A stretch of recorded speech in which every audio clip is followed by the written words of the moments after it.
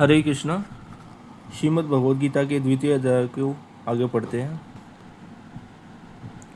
पूर्व श्लोक में तीसरे प्रश्न का उत्तर देते हुए स्थित प्रज्ञ के बैठने का प्रकार बतलाकर अब उसमें होने वाली शंकाओं का समाधान करने के लिए अन्य प्रकार से किए जाने वाले इंद्रिय संयम की अपेक्षा स्थित प्रज्ञ के नियम इंद्रिय संयम की विलक्षणता दिखलाते हैं।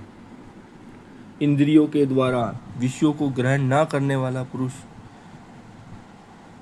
के केवल विषय तो निर्वृत्त हो जाते हैं, परंतु उनमें रहने वाली आसक्ति निर्वृत्त नहीं होती। आसक्ति का नाश इंद्रिय संयम नहीं होने से क्या हानि है, इस पर कहते हैं, हे अर्जुन, आसक्ति का नाश न होने के कारण प्रमथन स्वभाव वाली इंद्रियां यत्न करते हुए बुद्धिमान पुरुष के मन को बलात्कार से हर लेती हैं। इस प्रकार इंद्रिय संयम की आवश्यकता का प्रतिपादन करके अब भगवान साधक का कर्तव्य बतलाते हुए पुनः इंद्रिय संयम को स्थित प्रज्ञ अवस्था का हेतु बतलाते हैं। इसलिए साधक को चाहिए कि वह उन संपूर्ण इंद्रियों को वश में करके समाहित चित्त हुआ मेरा परायण होकर ध्यान में बैठे, क्योंकि जिस पुरुष की इंद्रियां वश में होती हैं उसी की बुद्धि स्थिर होती है। उपयुक्त प्रकार से मन सहित इंद्रियों को वश में न करने से और भगवत परायण न होने से क्या हानि है, यह बात अब 2 श्लोकों में बतलाई जाती है। विषयों का चिंतन करने वाले पुरुष की उन विषयों में आसक्ति हो जाती है। आसक्ति से उन विषयों की कामना उत्पन्न होती है और कामना में विघ्न पड़ने से क्रोध उत्पन्न होता है। क्रोध से अत्यंत मूढ़ भाव उत्पन्न होता है। मूढ़ भाव से स्मृति में भ्रम हो जाता है। स्मृति में भ्रम हो जाने से बुद्धि अर्थात ज्ञान शक्ति का नाश हो जाता है और बुद्धि का नाश हो जाने से पुरुष अपनी स्थिति से गिर जाता है। इस प्रकार मन सहित इंद्रियों को वश में न करने वाले मनुष्य के पतन का क्रम बतलाकर अब भगवान स्थित प्रज्ञ योगी कैसे चलता है, इस चौथे प्रश्न का उत्तर आरंभ करते हुए पहले 2 श्लोकों में जिनके उत्तर और इंद्रिय वश मन में होते हैं, इंद्रिय वश में होते हैं, मन और इंद्रिय वश में होते हैं, ऐसे साधक द्वारा विषयों में विचरण किए जाने का प्रकार और उसका फल बतलाते हैं। परंतु अपने अधीन किए हुए अंतःकरण वाला साधक अपने वश में की हुई राग देश से रहित इंद्रियों द्वारा विषयों में विचरण करता हुआ अंतःकरण की प्रसन्नता को प्राप्त होता है। अंतःकरण की प्रसन्नता होने पर इसके संपूर्ण दुखों का अभाव हो जाता है और उस प्रसन्न चित्त वाले कर्मयोगी की बुद्धि शीघ्र ही सब ओर से हटकर एक परमात्मा में ही भली भांति स्थिर हो जाती है।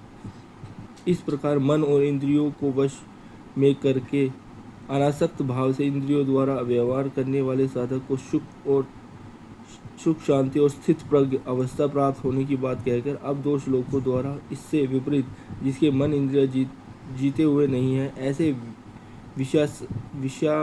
विषयासक्त मनुष्य में सुख शांति का अभाव दिखलाकर विषयों के संग से उसकी बुद्धि के विचलित हो जाने का प्रकार बतलाते हैं। ना जीते हुए मन और इंद्रियों वाले पुरुष में निश्चयात्मिका बुद्धि नहीं होती और इस आयुक्त मनुष्य के अंतःकरण में भावना भी नहीं होती तथा भावनाहीन मनुष्य को शांति नहीं मिलती और शांति रहित मनुष्य को सुख कैसे मिल सकता है, क्योंकि जैसे जल में चलने वाली नाव को वायु हर लेती है, वैसे ही विषयों में विचलित हुई इंद्रियों में से मन जिस इंद्रिय के साथ रहता है वह एक ही इंद्रिय इस अयुक्त पुरुष की बुद्धि को हर लेती है। इस प्रकार अयुक्त पुरुष की बुद्धि के विचलित होने का प्रकार बतलाकर अब पुनः स्थित प्रज्ञ अवस्था की प्राप्ति में सब प्रकार से इंद्रिय संयम की विशेष आवश्यकता सिद्ध करते हुए स्थित प्रज्ञ पुरुष की अवस्था का वर्णन करते हैं। इसलिए हे महाबाहो, जिस पुरुष की इंद्रियों के विषय से सब प्रकार निग्रह की हुई है उसी की बुद्धि स्थिर है। इस प्रकार मन और इंद्रियों के संयम न करने में हानि और संयम करने में लाभ दिखलाकर तथा स्थित प्रज्ञ अवस्था प्राप्त करने के लिए राग देश के त्याग पूर्वक मन सहित इंद्रियों की संयम की विशेष आवश्यकता का प्रतिपादन करके स्थित प्रज्ञ पुरुष की अवस्था का वर्णन किया। अब साधारण